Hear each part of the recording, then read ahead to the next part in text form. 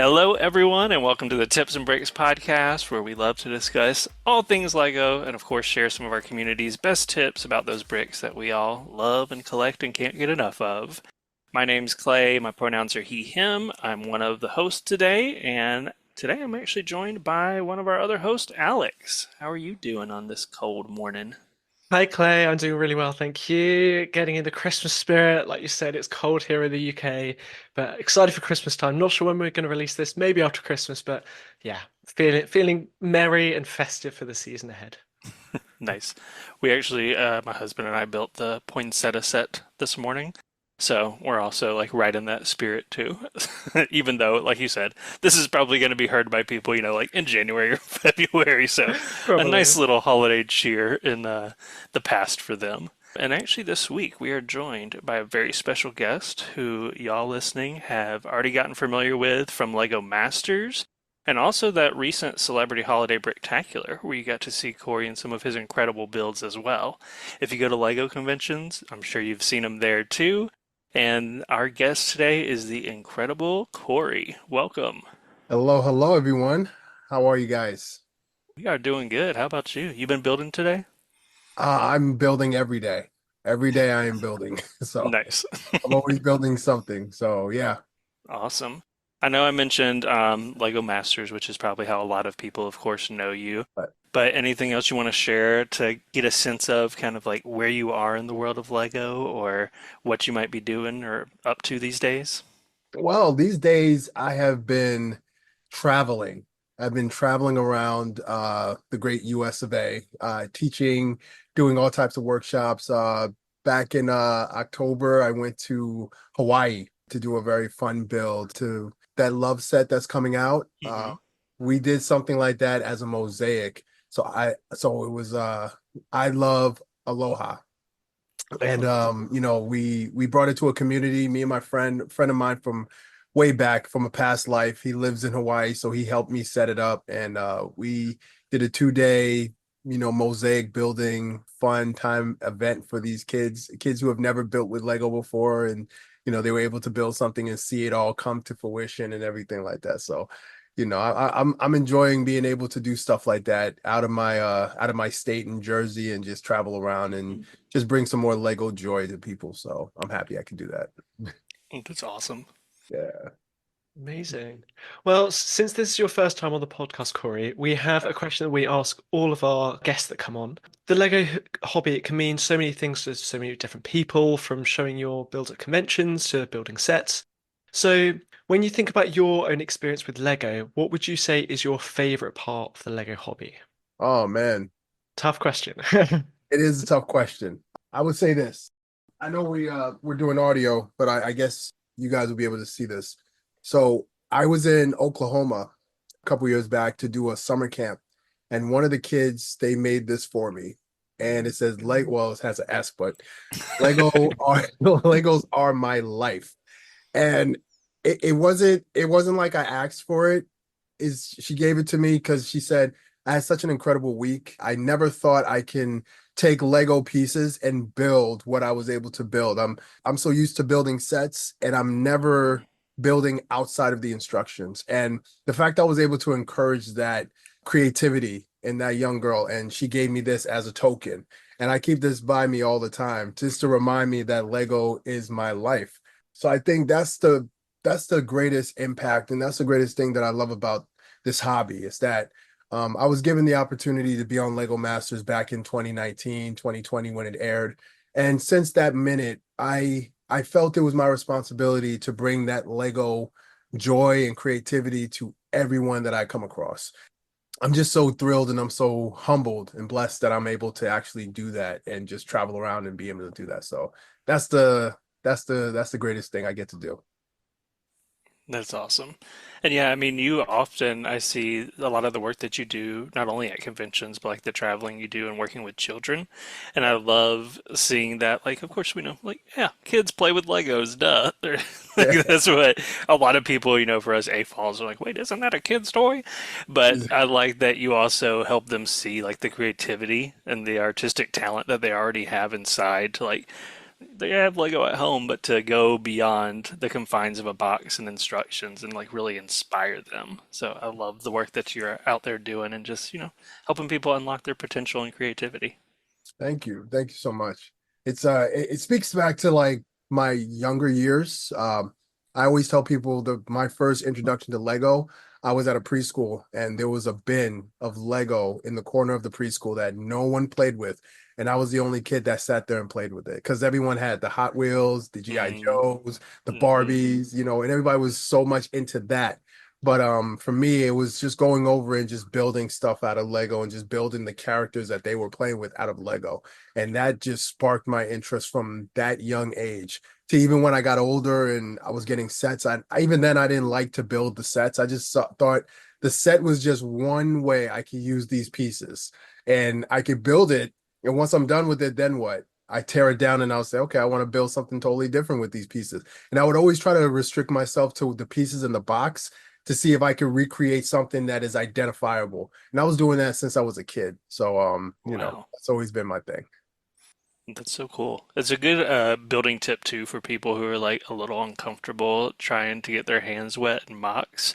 Just Yeah, taking something as simple as like only the parts in the single set and see what you could do with it. So that's a great exactly. tip for people who, love to build but are unsure about building their own designs too. Exactly. Exactly. Great stuff. Well, thank you so much for sharing that, Corey. Really excited to get into our segments today. So let's move on to our first one. Clay, take it away. All right, so this week I am hosting our question of the week. Just like every episode, we will share a burning question about Lego that we will all kind of take turns talking about and answering together. Today's question is inspired in part by what you had the opportunity to do on Lego Masters, but even some of that conversation we just had that you were talking through as well. And that question is, what are some of the joys and challenges of building with others? Well, there are quite a few joys and challenges. I would call them more joys than challenges, to be honest, at least from my perspective.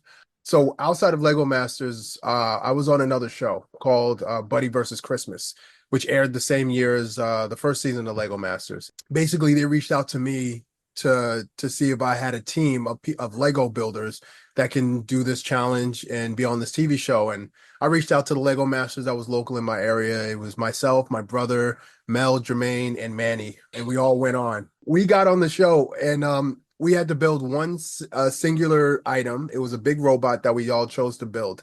And robots, especially humanoid robots, has humanoid features, so arms, legs, torso, waist, all that stuff, head. So we had to figure out how we were going to build this robot together. So we decided to start with the feet. So that's the one thing we all decided to work on. And as much as I had so much fun learning from the other builders, so I said, all right, well, this is how I usually build feet. Like, really, this is how I build feet. And then this is how I build feet. And then we're like, okay, Hmm well, which one are we going to go with? And we'll like do a little trial and error and test things out. And we're like, all right, well, Jermaine's way is a lot stronger. It will support, 75 pounds, 100 pounds of Lego to be on top of it. So let's go with that. But Manny, he's so out of the box sometimes that hmm he would go his own way while we're building together. And that was sort of the challenge that we all found ourselves having. Like, yeah, we could build it this way, but we also have our own style of building. So even hmm though we're doing, overlapping and cross-sectioning and stuff like that, yeah, we don't need to do all that. We could just put the pieces in and then, cover it. We're like, no, we can't do it that way. So I guess that was one of the main challenges that we did have, trying to figure out how all of our different styles will come together into one unified build. So as much as you have that joy of learning from other people, you also have the challenges of bringing all that together. So I mean, those are some of Yeah. the things that I've noticed when it comes to like collaborations and stuff. Yeah.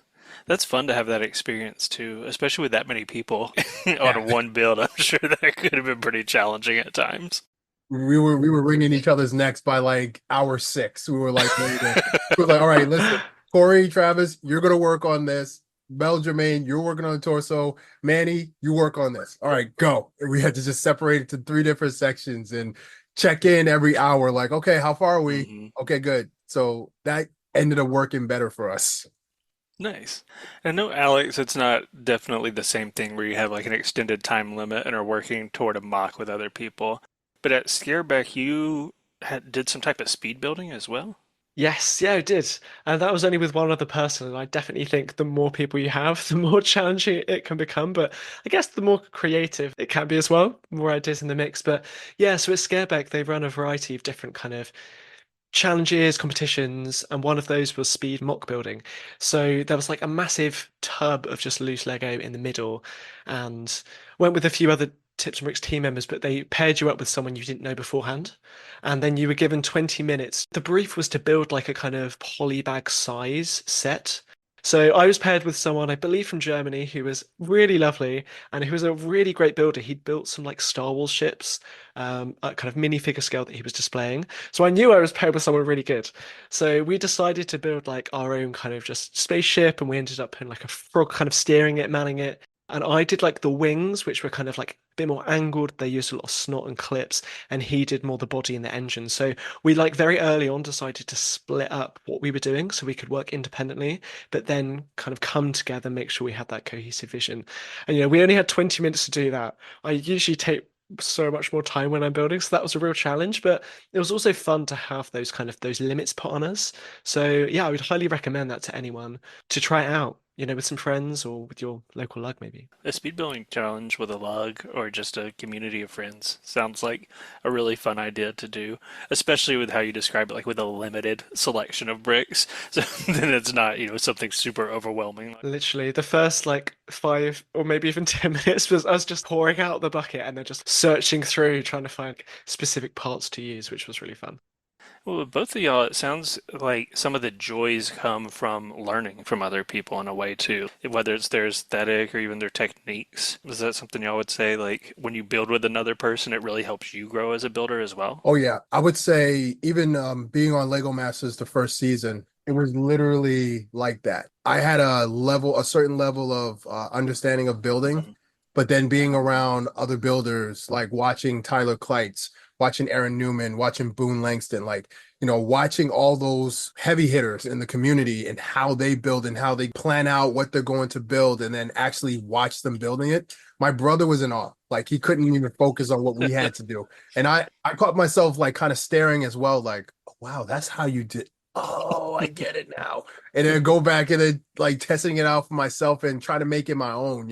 Yeah, I've always found that type of challenge as a joy once I accomplished it. The way you describe the joys is like kind of looking back and thinking about what you gained or what you built together. Yeah, it was always fun. Even when I go to like different conventions, sitting and watching like how people are putting together their mocks for display and just kind of looking at it like, oh, okay, like because before I never really thought about modular building with some of the stuff I like to bring.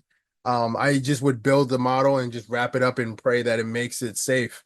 But when I saw people just bringing out the different parts, I'm like, oh, what's this? And I see them putting it all together. I'm like, why didn't I think about, transporting stuff like that? I can bring so much more stuff now. I'm always learning. I'm a student of the game, is what I say.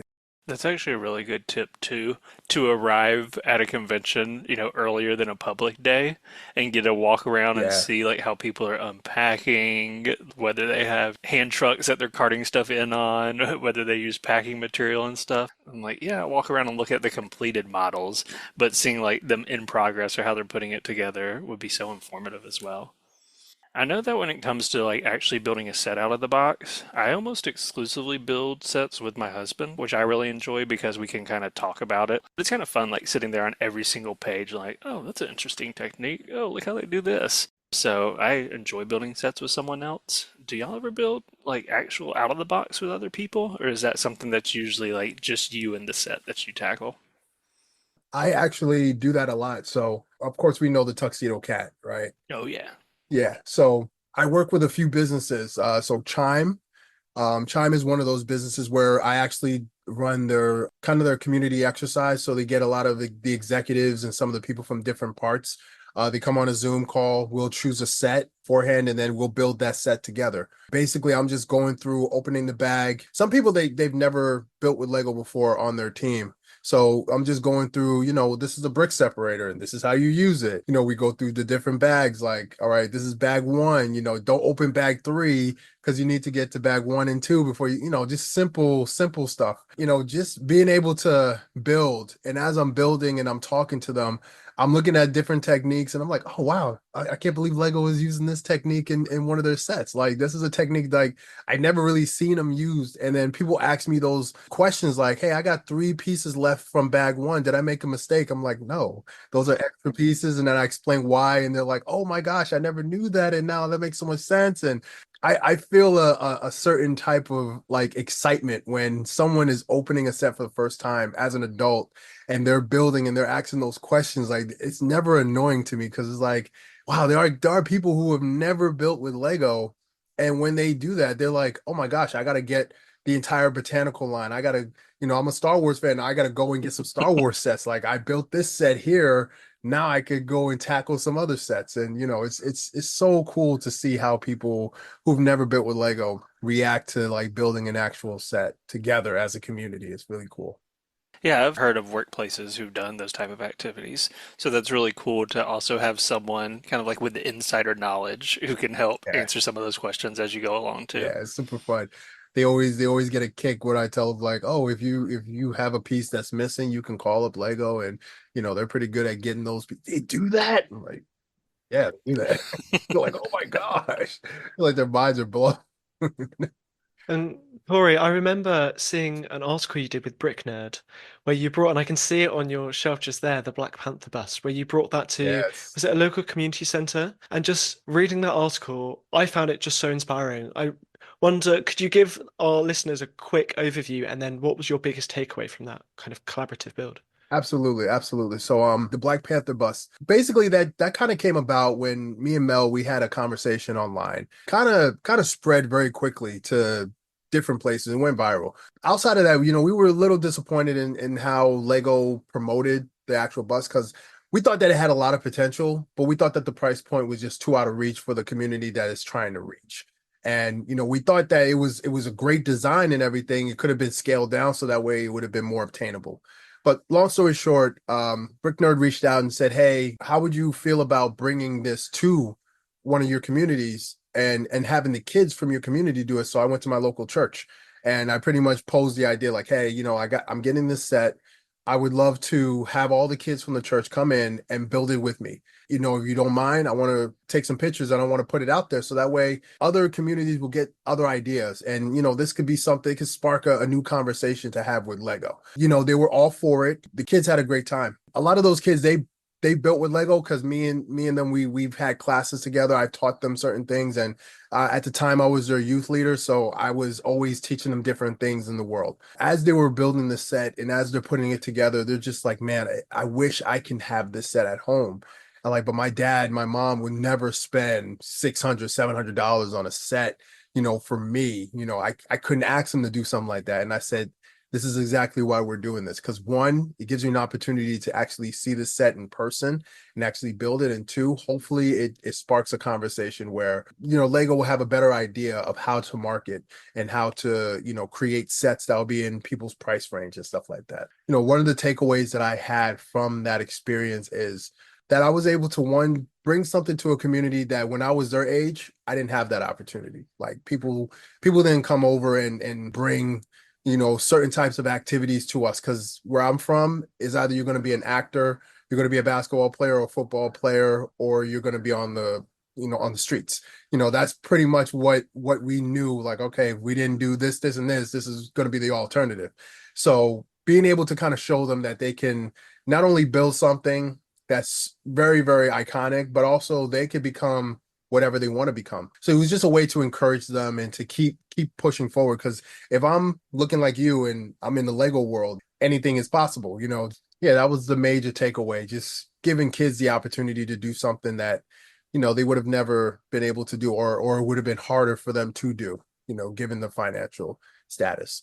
For those of y'all listening, that article is on bricknerd.com. It's titled Black Panther in the Black Lego Community. But yeah, I mean, thank you so much for that explanation, but also talking about all of the meaning behind it. And again, how you are like this awesome representative for your community and showing people in your community like, hey, we love building with Lego too. And there's so many of us out here who are huge fans of this. Yeah, We at Tips and Breaks applaud you for all of the work that you do, just bringing more insight and helping bring that perspective to some of us in the AFOL community who don't always see it, and then also those kids in communities who need to see themselves represented too. absolutely. Thank you. Thank you for that. Awesome, awesome.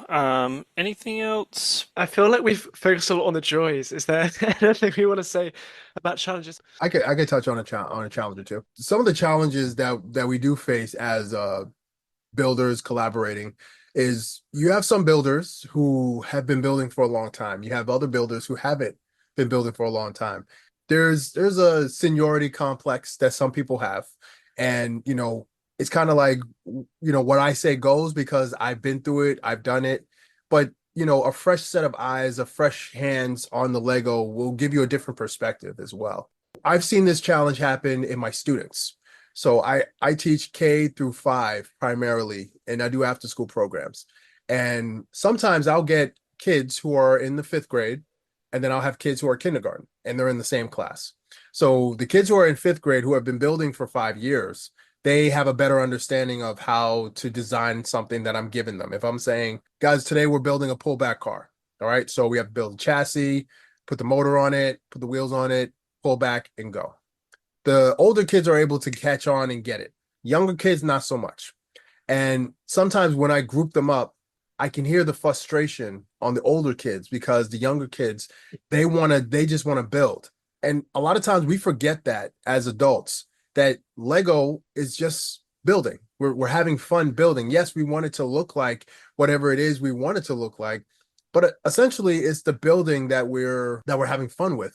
Those are some of the challenges that we find that people who have been doing this for a long time, they really don't see the fun anymore in building. It's just more about, I want this to look a certain way. I want this to wow certain people. I want to get certain tokens. I want to get certain awards. So we lose sight of the fun process, and we're more about this has to look this way, this has to look that way. And then the new people coming in, they say, I don't want to be a part of a community that's driven by this.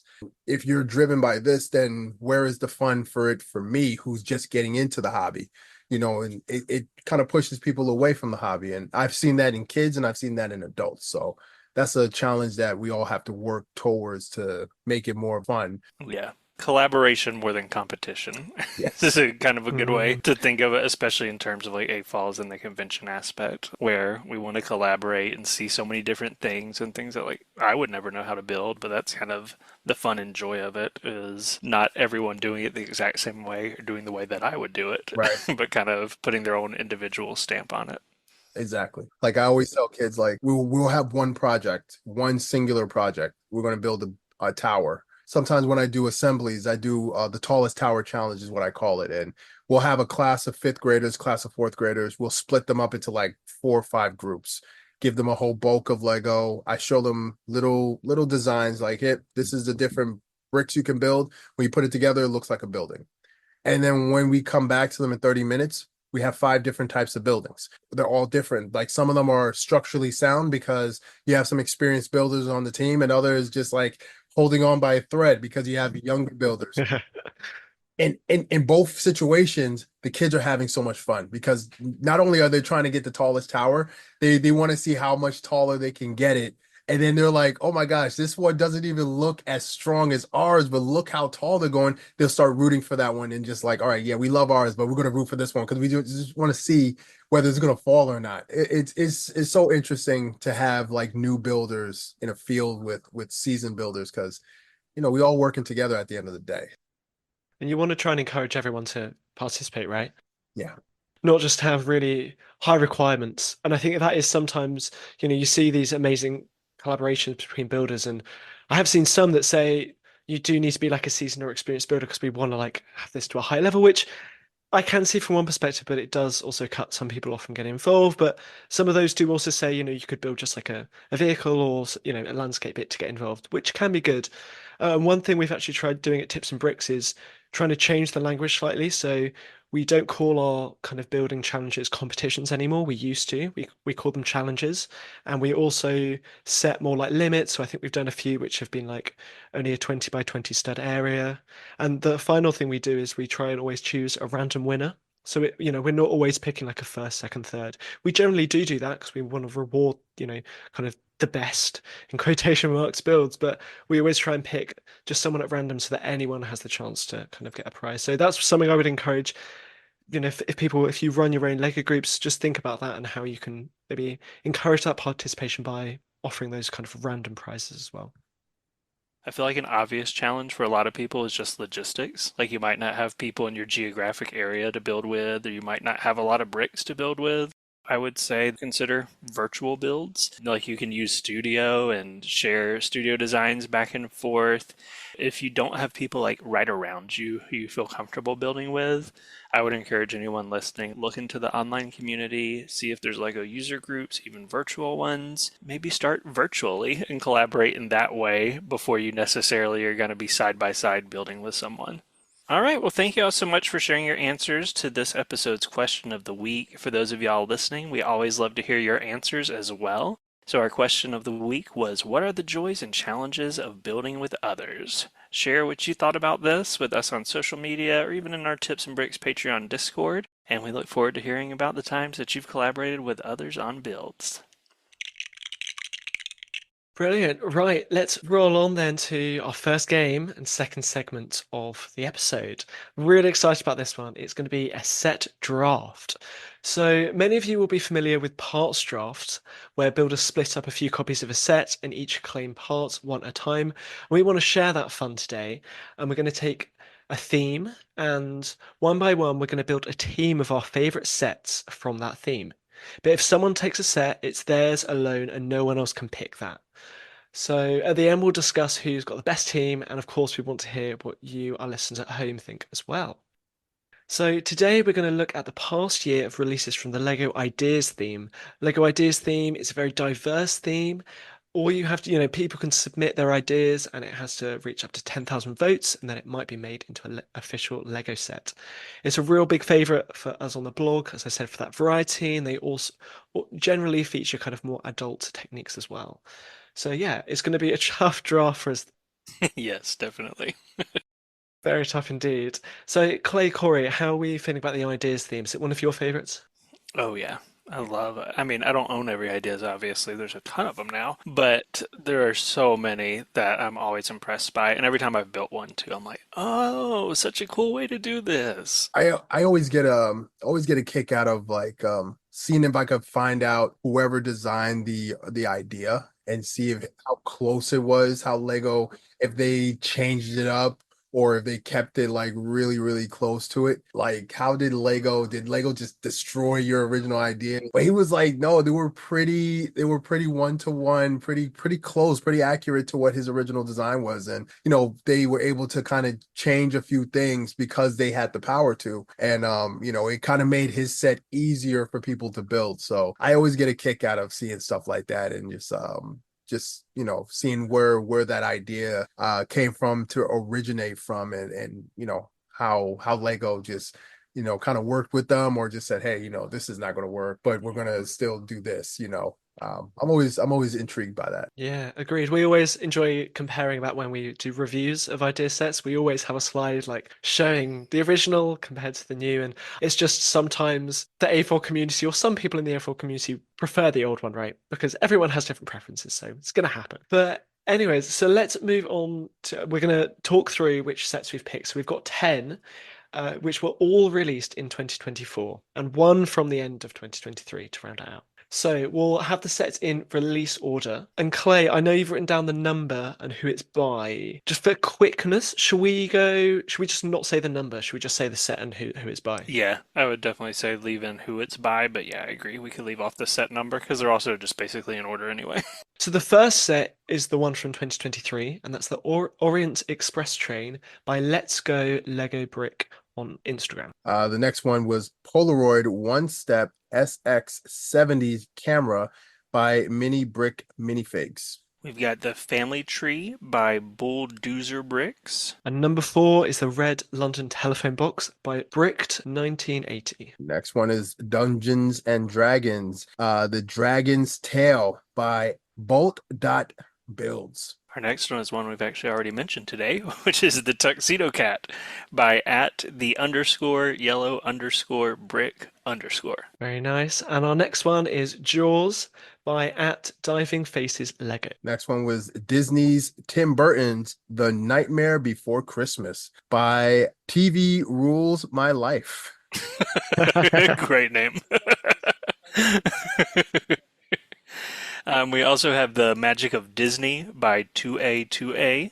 And last but not least, number 10 is The Botanical Garden by @GoAnnas89. Very nice. So those are our 10 sets. Quite a few there.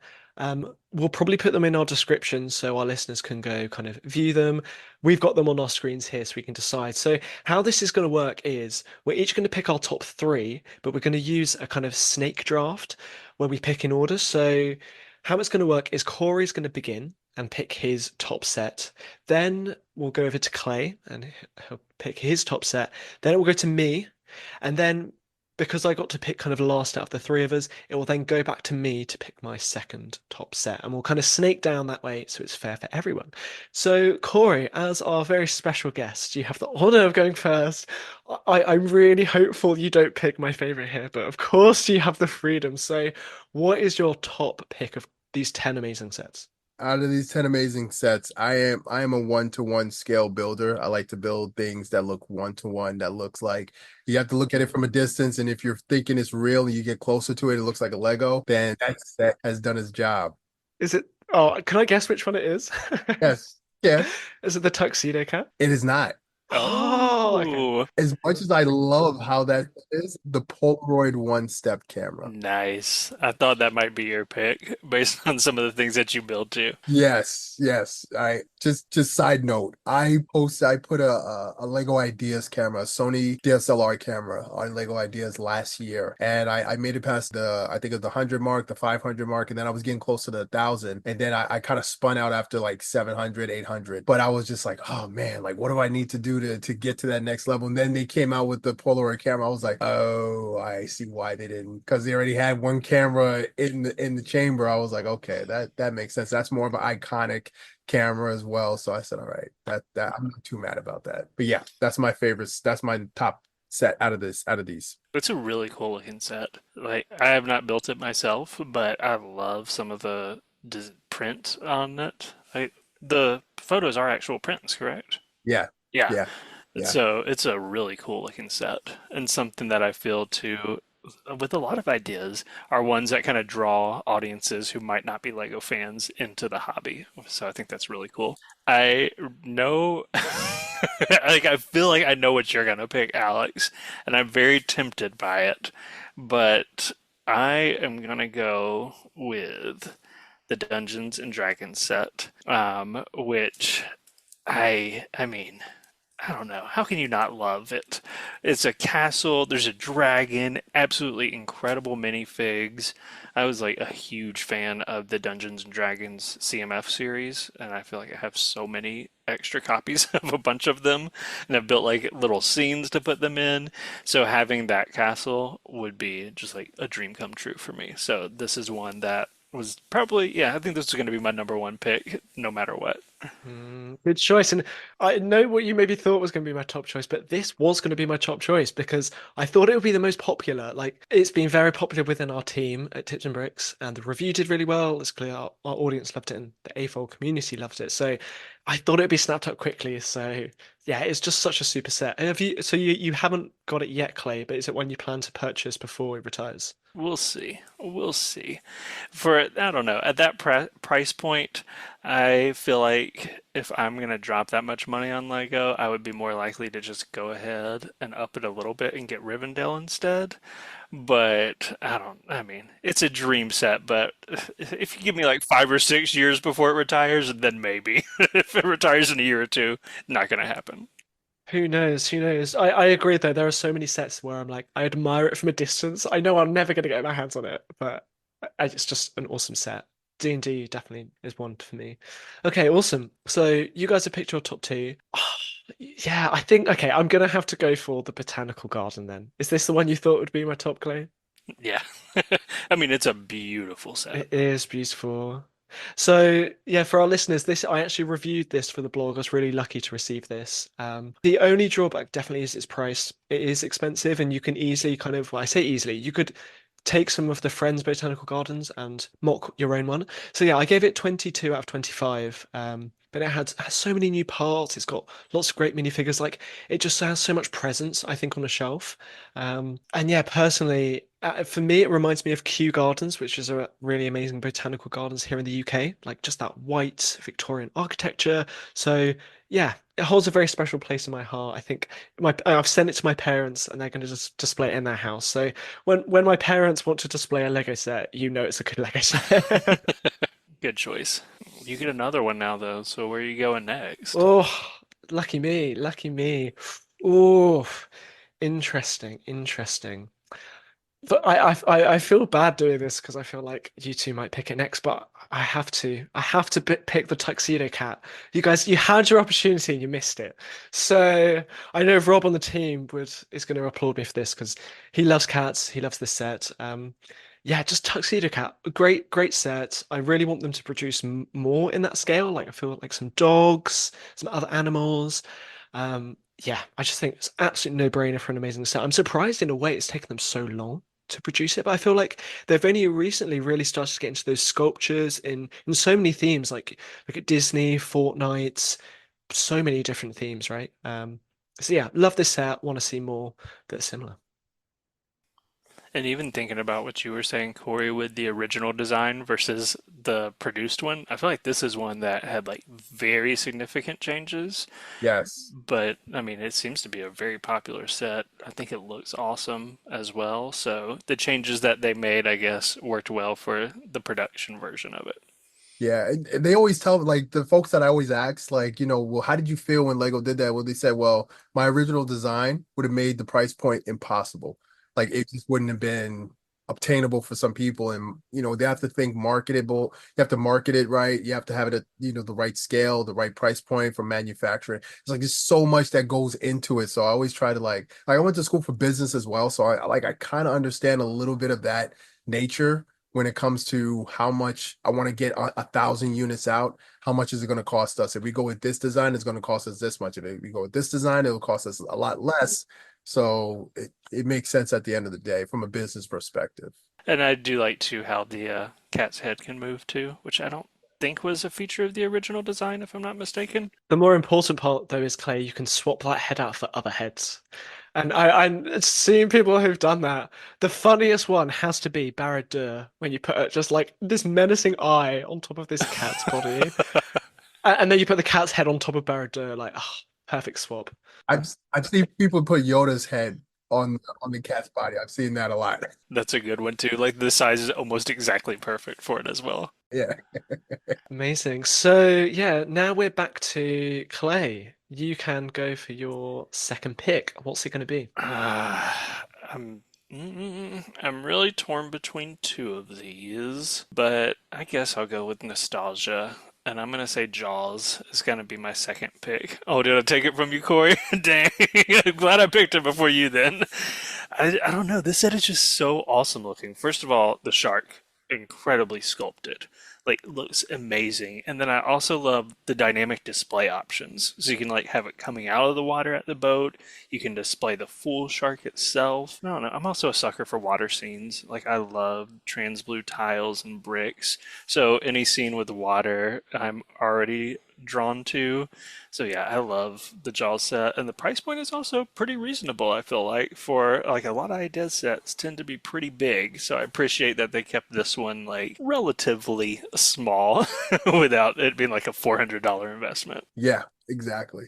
Uh, just to add to that, the only reason why I was choosing Jaws is another Lego master from season two, Brian Fink. He did a design. He did a design. He brought it to Chicago, I think, and it was so good. And it was motorized and everything like that.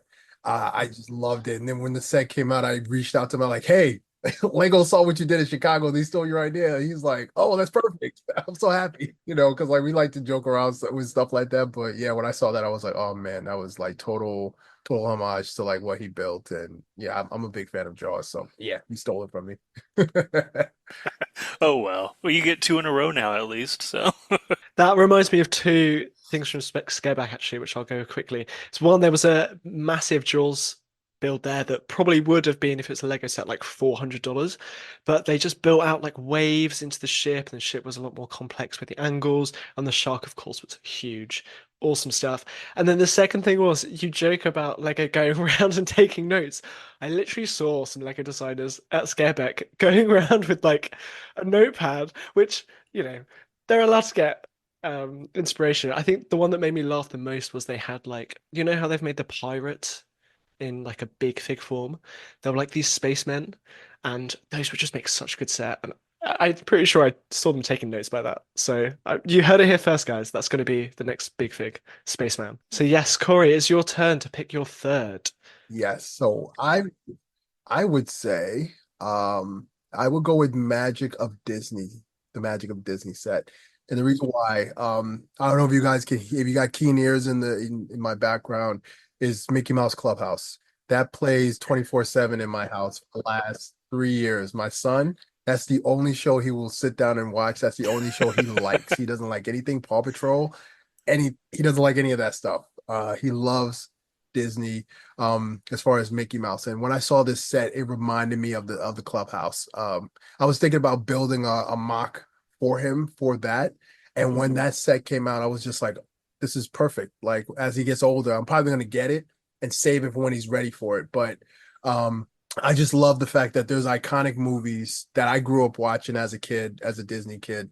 My son, hopefully he'll start watching those other movies, but with the Mickey in the center of it all, I just love the set. It just brings back a sense of just wonder and just fantasy when it comes to me sitting just watching Disney movies. And now that my son is into it, like, I just love stuff like that. So that's my pick. And I remember this one was also for a competition, so people voted on some of their favorite designs. And I can see why this one got votes because of like how many movies they smashed into this one set.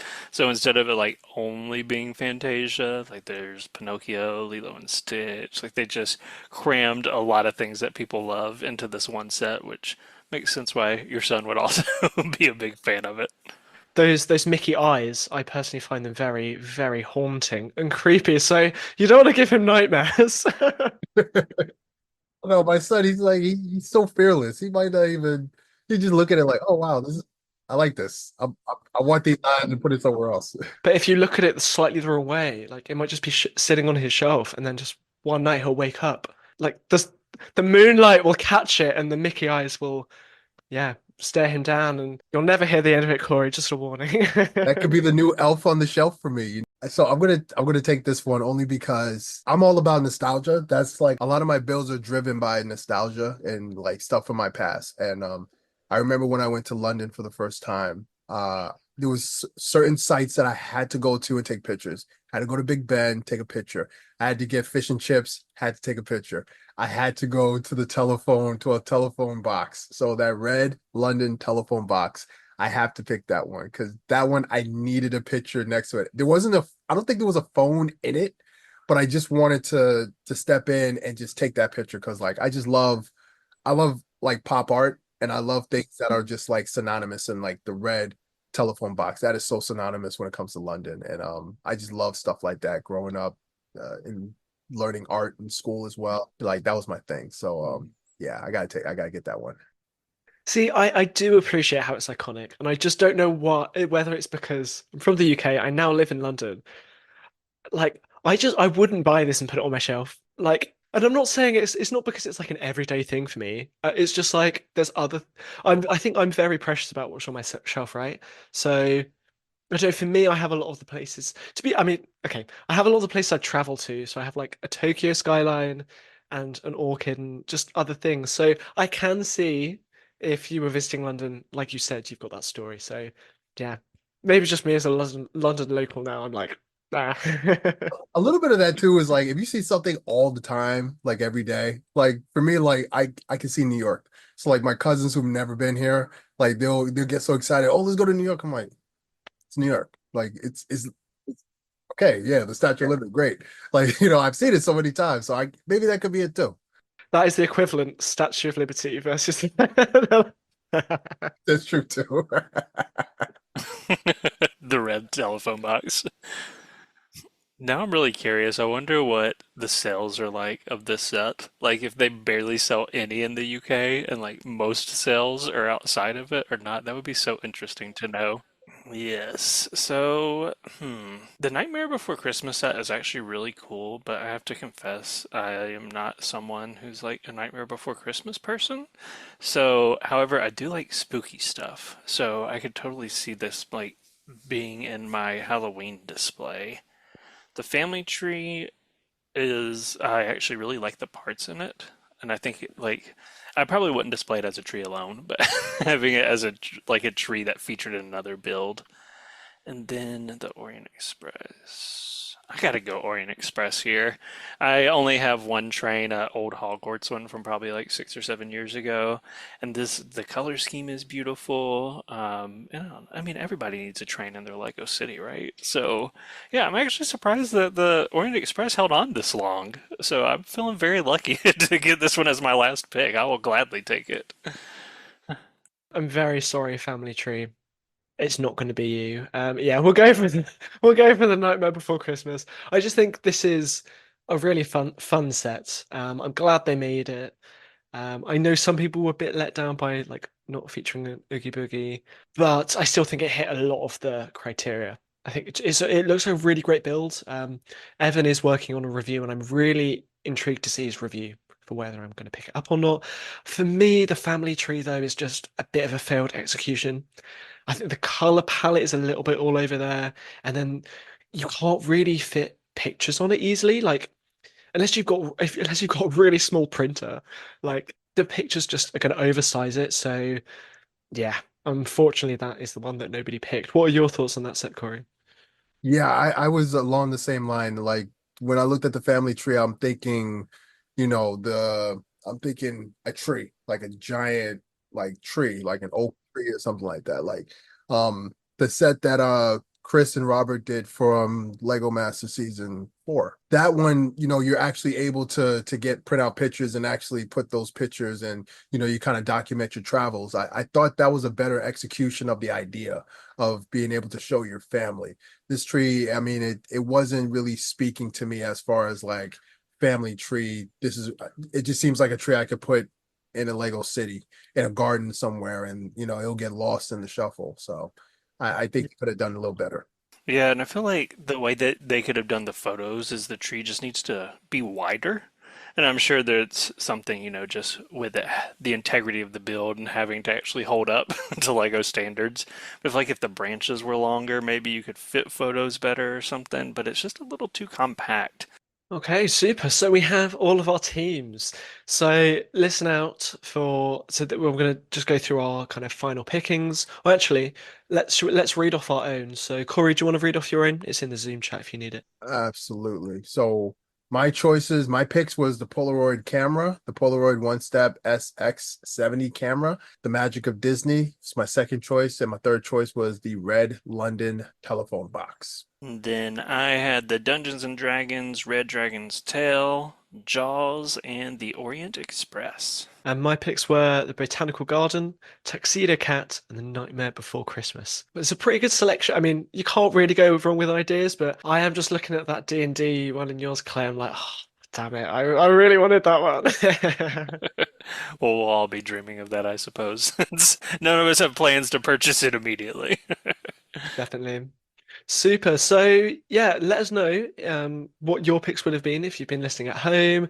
Let us know who you thought had the best team. And thank you, Clay and Corey, for playing along for set draft today. And for our audience, let us know what you'd like us to draft in the future. Would you like us to draft more themes or parts or CMF? We've done it in the past as well. So yeah, let's carry on into our next segment. So our next segment is going to be our second discussion of the episode. and it's going to be a segment called Controversial Hot Takes. Somehow I always end up running these, and I don't know whether it's because the other editors think I have the most controversial takes. Hope that's not the case. Is it clear? I'm not Okay, going to give away any trade we'll take that as a secrets. yes. So, Controversial Hot Takes. This is a segment where we share some of our opinions that might be a little bit controversial, or, they might be quite popular, but maybe it's a bit out there and maybe Lego wouldn't want to hear it. So, we're going to talk through our opinions and, yeah, share our hot takes today. We've just talked about Lego Ideas, which is one of our team's favorite themes, and now we're going to switch it up and maybe talk about some of the themes we think shouldn't be around anymore. So yeah, a lot of themes have been run for quite a while, and I personally really enjoy when they refresh the lineup, when they introduce new Mhm. themes. I feel like Lego does struggle to launch some of their own themes sometimes. Ninjago is one that they launched, and that's done incredibly well. But we've had lots of ones like Hidden Side, and I'm sure you guys can name some other ones. So, Clay, I'll pass it to you this time because I know you come up with quite a few ideas. What is your number one theme that you think Lego should end? Oh, you say I came up with a few ideas. Like I want Lego to end their entire portfolio. Like only ideas, nothing else. Yeah. I don't know. I have a few hot takes, I suppose, but I'm gonna go with the one that I'm like ready to end as BrickHeadz. I see a big reaction from Corey, so we're gonna see what that means. um, I feel like originally when these came out, all I could think of was those Funko Pops that like were so popular, maybe probably close to a decade ago. And I'm like, okay, I see like Lego kind of cashing in on this, having some designs. They're small, they're accessible, they can touch into a lot of IPs that maybe won't have full sets. But I'm like, I don't know. I'm really over them. They are kind of the same thing over and over again, just with, color variations. They do have cool stuff that they'll do, like with hair or the Balrog from Lord of the Rings. Like that was a pretty unique one with its color scheme and stuff. But lately, Lego has been doing such cool sculptures, like with Simba, the tuxedo cat, that we cannot stop talking about. Like all these other things that are more of a sculpture design. And I'm kind of wanting us to go in that direction. Like if we didn't have BrickHeadz and didn't have, like the Wednesday Addams BrickHead and only had the buildable Wednesday Addams, like I would be totally happy with that. So I think of all the themes that I'm ready to end, I'm gonna say get rid of BrickHeadz, invest more in small sculptures. Were you agreeing or disagreeing with me, Corey? I I couldn't I was tell. I was agreeing because Okay. I was like, oh my goodness, Clay strikes again. As soon as you said that, I looked at these brickheads. I had like a whole bunch of brickheads. I looked over and I was like, yeah, you guys. You just said I'm it. I looking was at like, you. oh man. But I would say this. So my pick is not necessarily it's Lego, but it's not like a theme of Lego. It's the Adidas, the Lego Adidas apparel. Oh. So I think it was great for the shell toes, those sets. I thought that was great. And then I was very excited to see where they were going to go with that. And they didn't go anywhere with it. They just built those. That was just that one time thing. And then they just came out with apparel, and most of the apparel are for kids. So a lot of the Mm. clothes are for kids. A lot of the cool sneakers I like are for kids. So if I could get rid of a theme, so to speak, it would have been Lego Adidas. And I would probably replace it with Nike. I know they have a Oh. collaboration now, but I'm like, is it going to be the same thing? Are we going to get like, the Nike check as a set? Are we going to Hmm. get, Air Force Ones or Jordan ones as a set? So I feel like the possibilities are more endless with Nike. So I would get rid of Adidas so that Nike can come in a lot sooner. Interesting. Yeah. That is a pretty hot take, I feel like. Like even taking on a theme that I would have never even thought of. But the Yeah. idea of the apparel that's geared towards kids where like adults would actually enjoy it, that's such a good point. Yeah. Like no offense to like our adult friends who can fit into kids' clothing. I can't. So I kind of get mad when I go to a Lego convention. I see all these cool. I'm like, oh, I wanted those, but they're for kids, and of course you can wear them because you can fit them. I can't. So I get kind of upset about that. Mm. Very good picks, both of you. Yeah. I've got to say, I kind of struggled with this question a bit because I quite enjoy everything Lego's putting out. So, I mean, my pick I'm going to go with is icons. And I'm not saying cut the whole of icons. Clay is looking very worried. I'm I saying got worried for a Curious. second there. I'm curious. I'm saying it's just too diverse of sets. Like there's such a mixture. And I looked at Lego's description of icons on their website, and it's just like kind of fan favorites and pop culture icons and architecture and just like so many different things. Like I think it's quite unclear for newcomers coming in. And the fact that they've just put like the modular line into it, they put botanicals into it, like doesn't make too much sense to me. They are kind of taking out botanicals come January. They've got a new Mhm. kind of theme for it. I think that's good. But it just confuses me when they have themes like Legend of Zelda and Wednesday on Lego, the Lego.com that have like one or two sets, but you've got like I mean, icons also includes cars, and it's just I Mm. feel like they should distinguish them a bit more. At least put like icons, cars, and I don't know. For me, it's just confusing because you look at icons and it just has so many sets in there. Like break them up a bit more. I'm not necessarily saying they need to not do any of those sets. It's just organize them better, please. And Yeah. final gripe is the black boxes. Don't like the black boxes. They're Oh. just Really? they just if you compare like some of the black box sets to some of the non, I think you lose a lot of character. The one that really jumps out is the Pirates of Barracuda Bay, which is quite a while ago that set was released. I'm not sure what year, but it just has such a beautiful like almost like a it's like a watercolor. They're trying to like recreate the pirate vibe that the sets used to have. And if that was just a black box, it just would have nowhere near the Mm. same aesthetic. So yeah, Mm. that I just have a few gripes with icons really that I'm like, oh, I'm not a huge fan of icons as an idea of the theme itself, Wow. you know. Yeah, is that Wow. controversial, guys? That is hard to debate because it's like Yeah, like thank I you. at first I was like, wait, but yeah, you're right. It's a little too broad. It just needs to come in Yeah. a little bit. And then I was like, the black box, I like that. And then it was like, oh, well, yeah, you're kind of right there. Yeah, yeah. I could see that. I could see your gripe with that. I wonder what Lego's rationale is too. Like, why a modular lands there and not somewhere else?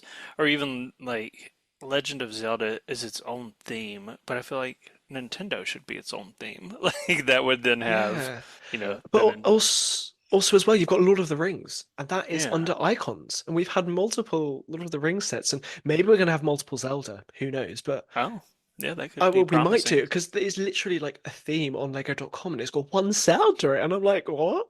So maybe there are more coming, but I Huh. just don't get the logic at all. But Yeah.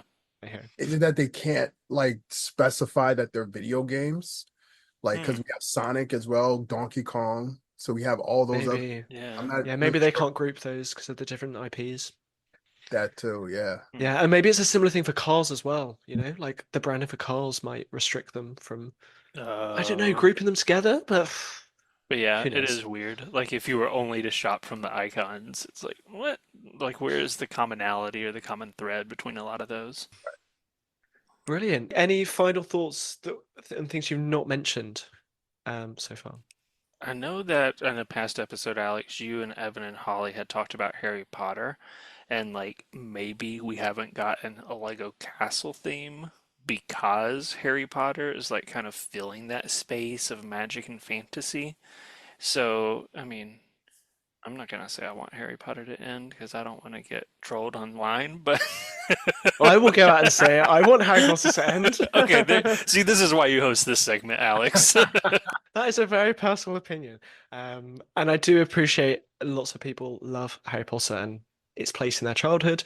For me, I'm very conflicted. So if I was running Lego, I would end the theme. I think we've had it for plenty of years. We should stop funding J.K. Rowling's transphobic rampage, but we won't get into that today. Yeah.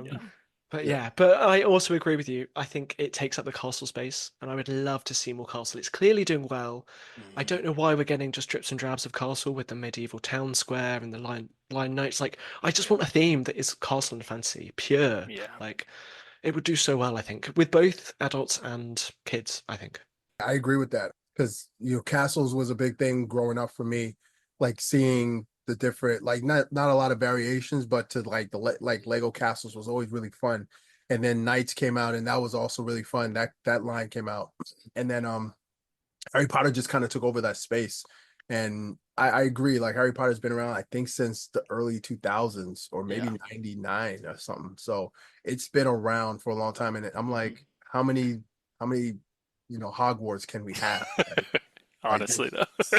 there's small ones, big ones, larger ones. I'm like, all right, like everybody knows how to build the Hogwarts at this point. So The thing that made me laugh was, I think, in an instructions recently, they had at the end like the two sets they'd released, which showed just like I think it was like the boathouse and a great hall, and the caption was "Build the biggest Hogwarts ever" or something. It's like it's like fourth one by now. Like you just keep getting bigger, do you? exactly. I'm totally with you on that. Like Harry Potter, you've been great. It's time to Yeah. step aside, let some new fresh blood comes in. Yeah. It's all right. The one thing I will say in its defense is I like that we get skin tones in it. And often in some of the cheaper sets too, you get faces in different colors other than light nougat, which are like at a more accessible price point than in some other IPs. So that's like the one thing that I really like about it. Sometimes you can get like a 10, 20, $30 set with a few different skin tones. Mm. But yeah, I mean, I'm ready for it to go. I still am of the opinion that I would love for Lego to have their own original theme with skin tone minifigures. But I don't think I can ask for that and Castle in the same breath. I don't Yeah. think Lego's going to do all that for us. Can I do like add to the conversation, but instead of a theme going away, can I suggest a theme bringing more of? Yeah, I feel like Go that's the for it. hottest Yeah. take is to just flip the question on its head. Okay. So next year, Lego finally has a DC like that's not Batman. As much as I love Batman, I would love for Batman to go away, and I would love for more DC characters to come in full force. So we've only had we have the Superman mech that's coming out, which is fun. We also had Wonder Woman a couple years back, but that was more collaborative with the movie that was coming out 84. But we don't have any like generic Superman themes, Green Lantern, Flash, you not well, maybe not Suicide Squad, but like let me see, Well, Teen Titans would be awesome. like I would love to see them do more like Marvel. I mean, Marvel has been holding it down for Lego, and Lego has been doing a lot of stuff with Marvel. And anytime DC is mentioned, is always some Batmobile, some variation of a Batmobile. And Yes, I'm not right. Yeah, you're not a Batman hater. I'm not a hater. I love them. I just keep them coming, So I don't buy Batmobiles, but it's like that's the only thing. And Yeah. DC has so much more property that they can actually introduce through Lego. So I would love for them to add more DC and less Batman. Great call. Okay. I Yeah, love that take. Yeah. agreed.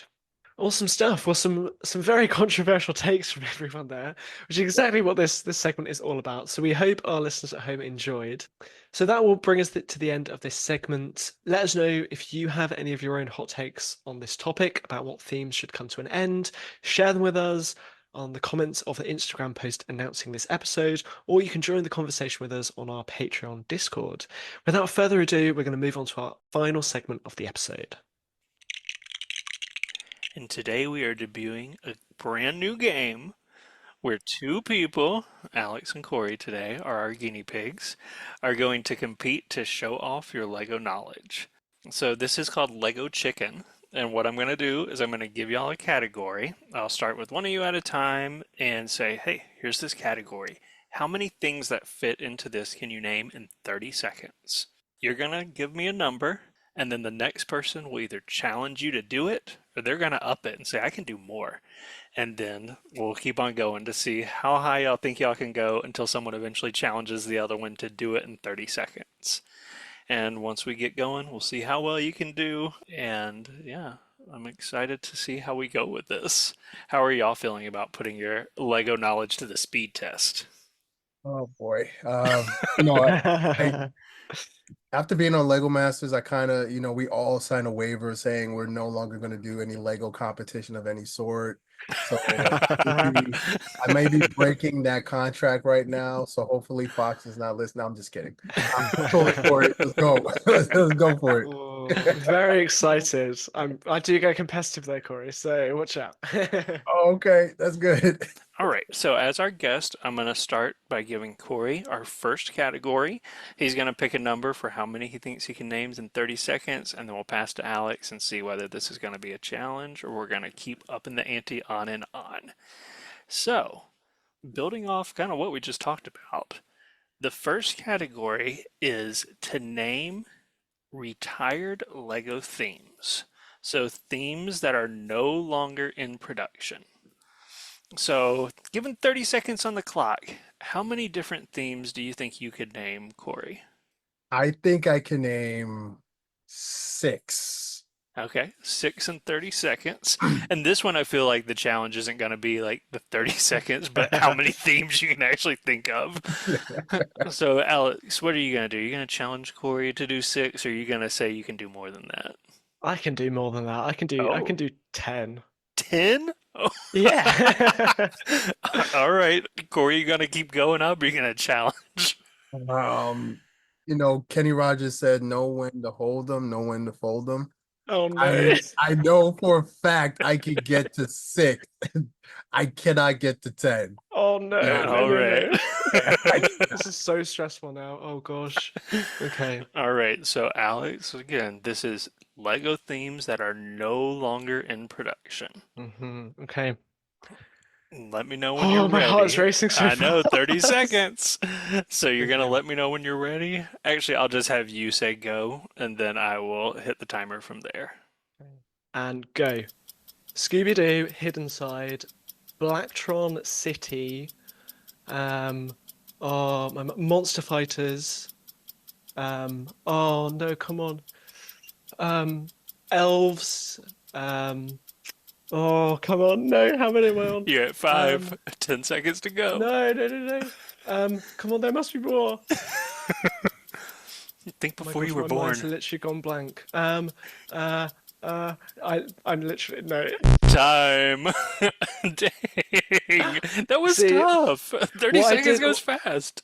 what I was trying to do there was bluff. I didn't really know 10, but I was sure Corey knew more. I just You're because trying to there bait must him be into it. because there you know must be what? Like so many as sometimes well. I like because I was thinking like, all right, I know a lot, but then it's like the themes that I may know, they may still be like in production. So I'm like, I'm not 100% sure. I haven't seen it in a while, but I don't know if it's still in Mm. production. So I'm like, I don't know. See, yeah, I fired off the ones I knew really quickly, and I was Yeah. like, what's left? No. I mean, I Oh, feel like if we go like to the 80s and 90s, it's probably going to be your safest bet, especially a lot of those space sub themes. I'm Yeah, thinking Paradisa, which is like one of my ugh. favorite. Even Fabuland. Space oh yeah, Invasion. random stuff Oh. like Homemaker, Scala. I guess Dots is a more Mm. recent discontinued one. But yeah, once that clock is running, Lego Literally, Dimensions. Yeah. yeah, I don't think this is gonna be my strong suit, guys, but we'll carry on. We'll carry on. awesome. All right, so that first round goes to Corey. All you had to do was just sit back. I love that. Meanwhile, my heart is going like 100 beats per minute. So this one is going to go to you, Alex, as the first one. And second category is to name movies or TV shows that we have seen in Lego form. Oh. So I feel Mm. like you can definitely get this one at the 30 seconds is going to be your cap Oh. here because we know we've seen a lot, even just talking through the ideas draft we did recently.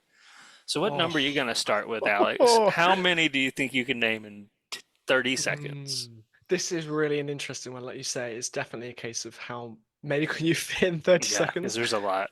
How many words can you say per second? I'm gonna go with I'm gonna go with 15 because I feel like that's like competitive, but that's like one every 2 seconds. Yeah, So one every 2 seconds. Okay. yeah. All right, Corey. So you're gonna have Alex do 15 in 30 seconds, or do you think you can do more than that? Please no. I think I can do. I think I could do more. I'm gonna Okay. go with 18. 18. Alrighty.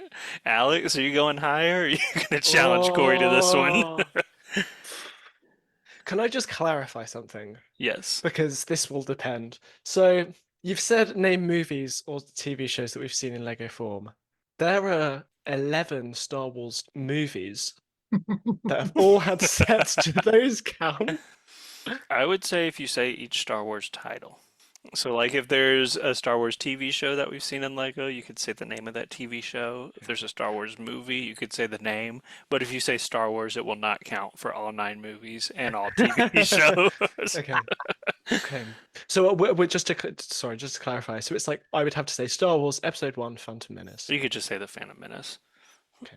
Like, yeah, I'm gonna say as long as we know what y'all are talking about with your titles, and same for TV show, like you're not gonna have to give the full every single word in the title, as long as we get, what we need to know. You know what? I want to let my heart relax for a second. So Corey, go for it. Try and do 18.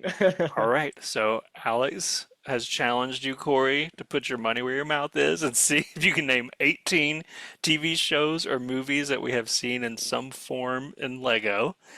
And Okay. whenever you're ready, you're going to tell me start, and then you got 30 seconds to name 18. Okay. All right.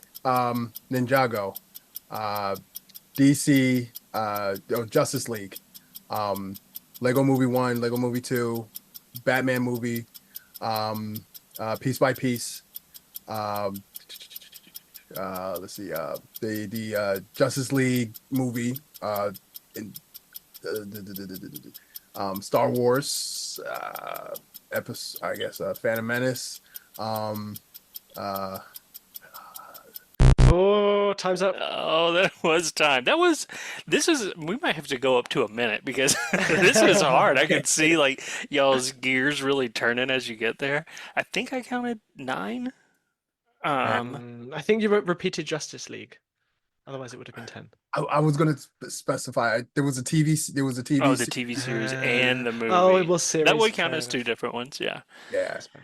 I really love your thinking with the Lego movie versions, like piece by piece, Lego movie 1 and 2, because Yeah. that's not where my brain would have gone, but it makes perfect sense because we had products based Yeah. on those films.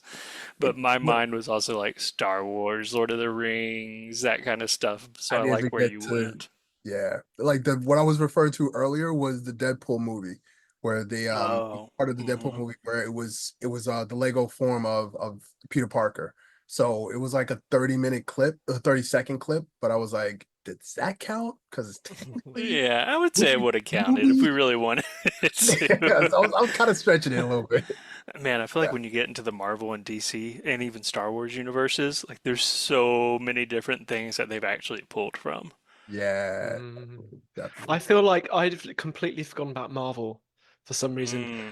Mm, They haven't done But a you lot of. could have named off. I could have named off so many films. from Marvel. Yeah. Yeah, like Just Iron like Man straight 1, through Iron the Man entire 2, Iron Man library. 3, Yeah, Thor 2, Thor 3. Like, oh, well, I won that round either way, so it doesn't Yeah, matter. so far 1-1, which it's funny that the person who is challenged each time has walked away with a point. So this yeah. one's going to go to Corey to set the bar first. And our next category is to name animals that have their own Lego molds. So this wouldn't Mm. count like, an advent calendar where there's a brick built reindeer. That doesn't count. But it can be anything like from Friends or minifig scale that has been created in its own mold as a real animal. Again, we're going to do 30 seconds on the clock, and you can set the number for us first, Corey. How many unique animal molds can you name in 30 seconds? Does fantasy animals? Yeah, I'll say fantasy animals can count because I think that there's there's been a lot that have had their own molds. So sure, yeah. Okay. I'm gonna go with 12. 12. Okay. Oh. Good, strong number right out the gate. I like this. I'm going with 12. All right, Alex. Oh, I really. Animal molds, which I mean, there's definitely a lot more than 12 out there, but it's the recall in the 30 seconds that's going to get us here. So what do you think, Alex? 12? Can you go higher? See, I want to back myself, Clay, but after failing so drastically for round 1, I'm really nervous. I will say as well, if we want to give y'all a little bit of, I guess, a bonus, that there are a lot of animals that have adult and baby forms. So if you want to say, like, adult animal A, baby animal A, I think those would count as two separate Oh, answers. okay. You're That's a lot convincing of me. words in 30 seconds. Like having to say baby right in front of the animal is just adding more syllables. Yeah. So the number is 12, Alex. Where are we going?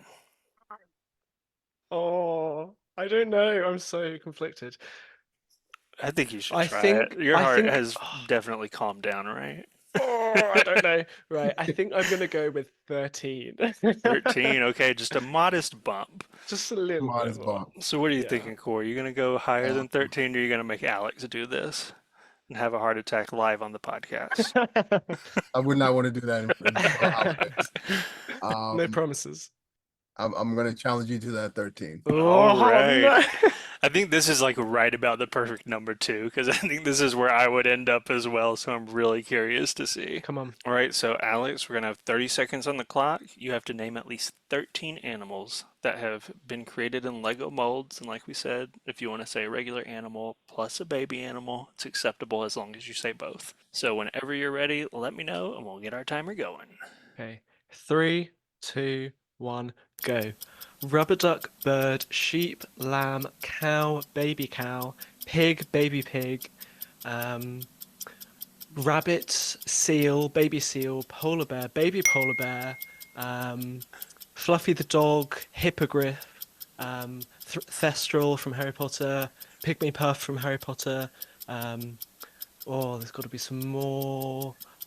Saber-toothed tiger, lion, baby lion, elephant, baby elephant, crocodile, baby Oh crocodile. my God. How many was that? I think I counted up to 24 maybe? I was losing count. Was that where Yes. you had two, Corey? Yeah. Oh, Once he Oh my God. once he started getting into like a good rhythm, I was like, oh, Yes. got it. Game He over. got it. Game I think you had over. like 9 in oh, the first 7 seconds or something like Yeah. that. Like you just went right out the gate with them. oh! I was on a mission there, guys. I was like, my brain was struggling to keep. No, my mouth was struggling to keep up with my brain. That was impressive, I have to say. Very Thank impressive. you. Do you any of y'all have like favorite Lego animal molds? For me, with my students, the octopus and the snake. Love the Ooh. octopus. Yeah. How did I forget those classics? Wow. I love Lego animals. Pretty much any of them. I'm just like, oh, I want it. I have the little red panda from the recent Johnny Thunder set that it's always actually sitting right here on my desk. I love aquatic ones like the octopus you said, also stingrays, the shark molds, whales. So, Oh, oh so yeah, many. right? I feel like there must be like over 100, Oh, I right? wouldn't be surprised if there's even more than that, honestly. 200. Gosh. Because of the fact that, like y'all are saying, the classic ones, like Lego has been producing animal molds since almost the beginning. So it makes Yeah. sense that there's probably tons out there. All right, good job, good job. So, Alex, you are technically ahead by 1 point now, and you get to lead us for our final category. So, Alex, you're going to lead us off and tell us how many themes can you name that have not had minifigs? Oh, So this that one's is probably similar, yeah, interesting. to the retired one where there's Oh definitely a no. finite number here.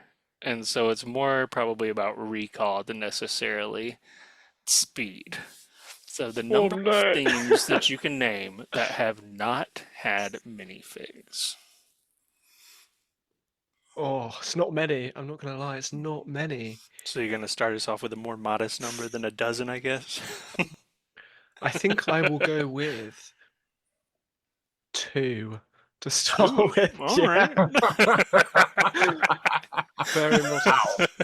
All right, Corey. I'm gonna guess you're not gonna challenge Alex to these two. I'm hoping And you're gonna up it. um, I will challenge you and go to 5. Okay, I think I 5. have 5 that does not have minifigs. All right. So, Alex, you think you can do more than 5, or are you gonna trust that Corey's gonna max out at 4? Oh, like that's quite low still. I So know. I feel like I'd be throwing the win away, but I'm struggling. Oh, how long can I delay for whilst trying to think of these? Right? We need a timer on how Um, long you get to choose. um, um, okay, I'm gonna go with six. And I All hope right, Corey's we're not just bluffing me we're just slowly here. bumping up, Corey. You think Alex actually knows six and can do it in 30 seconds, or do you feel like you can go even higher here? I think I can go to 7.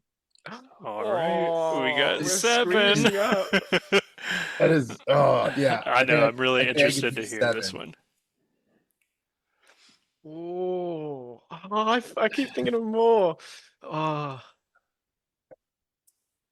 I really want to go to eight, but that's not me saying I'm going to eight. I'm just really thinking about it. No, okay, I'm gonna make Corey do the challenge. I don't want him to have any more time to think about it. Let's get our timer on quickly, quickly, quickly. Quickly. All right, so Corey All has right. to name at least seven themes that have not had minifigures in this theme. So whenever you're ready, you can count us down. I'll start the timer, and then you got 30 seconds. Okay. 3, 2, 1, go. BrickHeadz, Technic, um, Adidas, Lego Adidas, the Lego IKEA storage unit boxes, uh, uh, Botanical, um, Ooh. hold on. You Let me got see. 10 seconds. You can do Okay, it. 10 seconds. Uh, Jeez. The architect line, the skylines, and Bing, Oh, bing, bing, bing, bing, bing, bing, time! bing. Oh, you were so close. You got six. oh, You were right there. And you had some that were real I would have Oh, never thought of. no, Like the yeah, I IKEA was and Adidas were so smart. I was gonna say wow. Friends, but That's where I was hoping y'all were gonna go, as I was gonna friends and say elves. because I was saying Friends, I'm like, oh man, but I feel like there's one set that had a minifig in it. I'm like, Yeah, that's what I Oh, was thinking too, is that the mini doll yeah, because themes of the might be meatball. y'all's yeah. way into I hadn't this. thought of that at Yeah. all, but I was going to go with Bionicle and Hero Factory. Oh, those are And then good maybe some of choices the too. older ones like Jack Stone and Homelander, like those Hmm. ones. But Yeah. yeah. Oh, I so was close. thinking, Wow. I was also thinking the bust, like the Star Wars Bud Light, Oh yeah. but it's still under that Yeah, theme. that's the problem. Because there's Yeah, a lot of themes that have had non-minifig scale stuff, but yeah. so many of them still have the minifig. Even like DC, there's had mini dolls, but obviously there's DC minifigs too. So it's interesting where some Uh, themes have gone minifig and other ones have not. yeah. The architectural, yeah, that came to me. That That was a good call Friends too. was right here, and then Architect came in. I was like, It Architect. knocked I it was out. like, where's the other one? I lost it. Very All good. right, well, Well, I I think guess that means Alex is our first winner of Lego Woo! Chicken. You we might got have to get your blood pressure checked after this, but at least you can walk Oh, away feeling it's good. slowly coming down. Well, oh awesome. man. And I will say, just a little bit of a discussion before we wrap up here. I know we've talked a lot about licensing and IPs and stuff. Are there any movies or TV shows that y'all would love to see in Lego form in the future? I know we talked about Teen Titans and stuff earlier, but anything else that we haven't discussed? Star Trek. Oh my gosh, yes. You were speaking my language. We will never. And a lot of the corporate things that I do when we're doing Star Wars themes, I always hear that question and I always say, yeah, I would love to see Star Trek. I'm like, why haven't they done Star Trek? I'm like, because they have Star Wars. Yeah. There's like a licensing issue there. Like, can't have two space exploration sets, like, but we have space. I don't know. Yeah. We will never get a Starship Enterprise and Jean-Luc Picard and Clark and Captain Kirk and all that stuff. So Hmm. a little, Yep. even Spock's ears will never get something like that. Yeah, there would be such cool molds just for the minifigs. Yeah, And I'm actually watching Deep Space Nine now. It's like one of my background noise shows that I'm working through. And yeah. just even that space station, I'm like, oh, it would be so cool at MIDI scale to see so Oh many my different Star God, Trek ships. that would be But so cool. Yeah, Uh, I agree with you. I don't think that's one we'll ever see, thanks to Star Wars sucking up a lot of that Lego it's energy. such a lucrative to Yeah. set. Oh man. Are there any things you love, Alex, in TV or movie that you would just love to see in Lego form? Nothing comes to the top of my head, but I'm pretty sure we discussed this a few episodes Yeah, ago. yeah, I I want to think we say with have more than Holly. once. So I know she had a lot of great ideas, but my heart's still beating very fast, Grace. So I think we'll have to pass on this one for Lego now for chicken me. got you going. You know what Well, I hate sometimes? Like even now, I'm talking with you guys. I'm still thinking of like, oh, I could have mentioned Transformers. Like right. I'm going through all of it now. I'm like, where were you 30 seconds ago? Yeah, I expect y'all to list all of these out. Like, DM them to us when you're done. Like, hey, here's Mm. 77 more ideas that I thought of since then. I'm just glad I've managed to redeem myself after the first one because that getting fire when I said I could do. Did I say I could do 10 or was it 12? For The very retired Lego first one. themes, I think it Yeah. was 12, I believe was what you were challenged on. God. I'm glad. I think I was just really like nervous and stressed, and Yeah, once I just calmed down, it was better. But oh yeah. gosh, That's how it was on the show. Like when we knew that we had an hour left on the clock and we're I getting bet. down to the wire, the heart is like it's literally Mm, like this, like the entire time. And even though they'll still stop us, like, hey, take a break, we're still in Hmm. that mode. It's hard to get out of that, like once you're in that. So yeah, yeah. get it. I don't think I could hack it. I think No. that's enough for me, Lego chicken. That's my level. That's not Go my out on limit. top. Go out on top. You Guess retired. so. I won. I retired. I don't need to Maybe Tips I'll and do Bricks that. is done Yeah. now. Alex reached his height. That's it. Yeah. Thanks, guys. Great to meet you, but you'll never hear from me again. Well, thank y'all so much, really, for being our test audience for this brand new game, putting your knowledge to the test. Really, I was impressed with a lot of these answers and ones that I did not even think of when I was preparing some of these categories. So, very excited for this. I would love to hear from our listeners as well. If y'all were like, oh, that was so easy. I did so many more in 30 seconds. Like, definitely share with us. I want to hear some of the ideas y'all came up with as well. That is all we have time for, everyone, in today's episode of the Tips and Bricks podcast. So, we want to thank you so much for being with us here today, Corey. We hope you've had an amazing time. And we want to just ask, do you have any projects or things you're working on that you want to share with our audience? This year, I have tons of stuff coming up. I'm joining up with Brick Fan Expo and also with Brick World. So I'll be at a couple of conventions this year.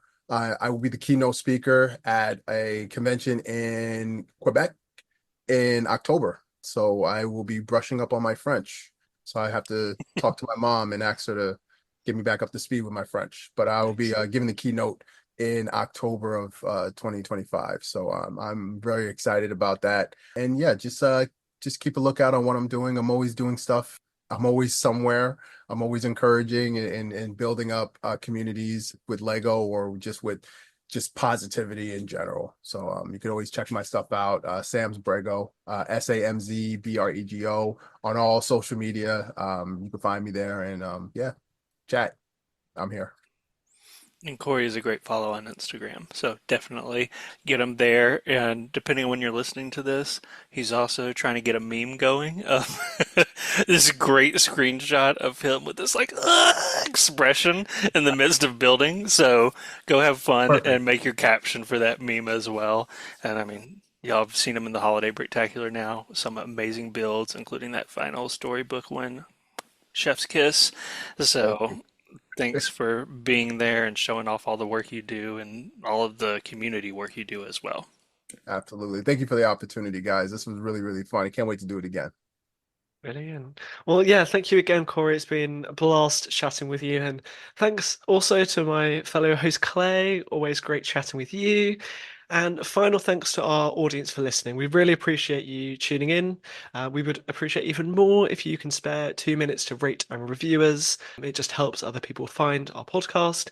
And yeah, if you really have been loving our episodes and everything we do at Tips and Bricks, we would also love if you could support us on Patreon, which is where you can contribute just help cover some of the costs of running the blog, such as this podcast. But that is completely optional. There are lots of other ways you can keep finding our content. But yeah, that is everything for today. So So final thing to say is just a huge thank you, and yeah, hopefully speak to you both very soon. Awesome. Thank you again, guys. Thanks. Thanks, everyone. Bye. Bye.